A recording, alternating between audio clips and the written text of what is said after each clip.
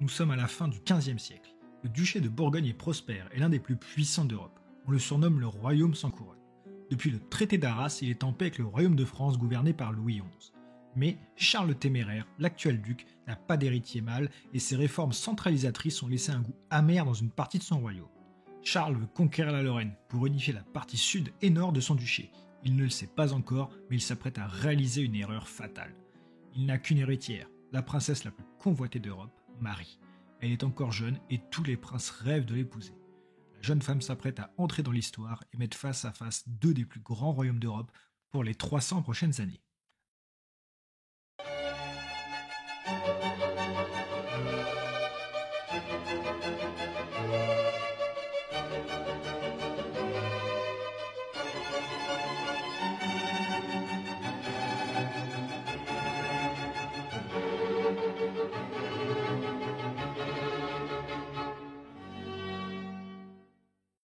Marie de Bourgogne est née à Bruxelles le 13 février 1457.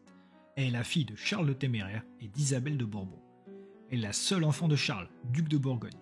Son duché est l'un des plus puissants et riches d'Europe, mais ce duché a une faiblesse, il domine de nombreux peuples très différents. Charles veut mener une politique de centralisation importante et réussit à mater ses différents sujets, mais la situation reste tendue. Marie est particulièrement courtisée, elle est belle, a reçu une bonne éducation et surtout est la seule héritière de la Bourgogne. Son mariage attire toutes les attentions et est, pour Charles, une possibilité d'alliance importante. Sur la liste des prétendants, il y a d'abord Charles de France, jeune frère de Louis XI. Les frères sont en conflit depuis longtemps, ce qui permettrait de mettre sous pression le roi de France. Mais alors que le mariage semble se décider, Charles meurt mystérieusement. Une autre possibilité est le jeune duc de Lorraine, Nicolas Ier. La Lorraine coupe en deux le duché de Bourgogne. Le Téméraire rêve donc que cette région lui revienne depuis longtemps et ce mariage pourrait lui offrir. Mais Nicolas meurt également de manière soudaine. Derrière ces deux morts, on voit la main de Louis XI, surnommé l'araignée universelle, réputé pour ses talents d'intrigant. Le dernier prétendant est proposé par l'empereur du Saint-Empire romain germanique, Frédéric III de Habsbourg. Il propose la main de son fils Maximilien. Ce mariage permettrait de renforcer la Bourgogne et les Habsbourg. En 1477, Charles le Téméraire décide d'envahir la Lorraine pour unifier son duché. Il assiège Nancy. Mais son armée s'affaiblit vite et une coalition menée par René II de Lorraine le défait. Pendant la bataille, il se retrouve isolé et est tué par erreur. Une période de trouble s'ouvre en Bourgogne. Marie n'a que 20 ans et son pouvoir est faible face à ses sujets. La fin du Moyen-Âge est marquée par des crises importantes en Europe. La démographie est en berne, les guerres ont causé beaucoup de destruction et la peste est de retour. En plus de cela, Louis XI impose un blocus économique à une Bourgogne dont les peuples sont encore assez remontés contre le centralisme de leurs dirigeants.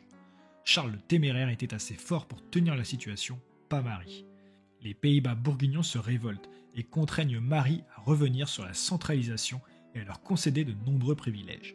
L'occasion est trop belle pour Louis XI, qui envahit le duché au nord et au sud dès la mort du Téméraire. Marie doit épouser Maximilien de Habsbourg, le futur empereur du Saint-Empire romain germanique, pour sauver au mieux sa position. Avec lui, elle aura 3 enfants. Les troupes de l'empereur viennent immédiatement défendre comme ils le peuvent le territoire bourguignon, principalement sur les terres relevant du Saint-Empire. Mais, en 1482, alors qu'elle n'a que 25 ans, Marie chute de cheval lors d'une chasse et décède. Louis XI peut donc imposer une paix à Maximilien, dans laquelle le roi de France et l'empereur du Saint-Empire vont se séparer la Bourgogne, comme la Lotharingie il y a bien longtemps. Le traité d'Arras est signé, les terres bourguignonnes du Saint-Empire reviendront à l'empereur, et les autres iront à Louis XI. C'est un traité très favorable au royaume de France.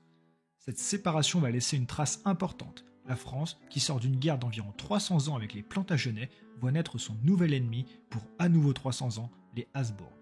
Cet affrontement débute de manière fracassante en 1515 à Marignan avec François Ier et Charles Quint, le petit-fils de Marie. Marie de Bourgogne n'a pas eu le temps de devenir une reine aussi célèbre qu'Aliénor d'Aquitaine. Pourtant, cette jeune princesse projetée sur le devant de la scène très jeune semblait beaucoup promettre. Son duché, qui était le plus puissant d'Europe, était aussi le plus resplendissant. Son art de la cour était le plus réputé et sera largement repris par les Habsbourg. Elle marque la fin de son duché, absorbé par la France et l'empereur du Saint-Empire, et met au jour une rivalité qui durera jusqu'à Louis XV. Je te remercie d'avoir regardé cette vidéo, j'espère qu'elle t'a plu, n'hésite pas à laisser un commentaire pour en dire ce que t'en as pensé. Je suis sûr que c'est déjà fait, mais dans le doute, n'hésite pas à liker et à t'abonner. Tu peux aussi nous retrouver sur Instagram et TikTok, les liens sont en description. On se retrouve très vite pour d'autres vidéos sur Fabula Francia.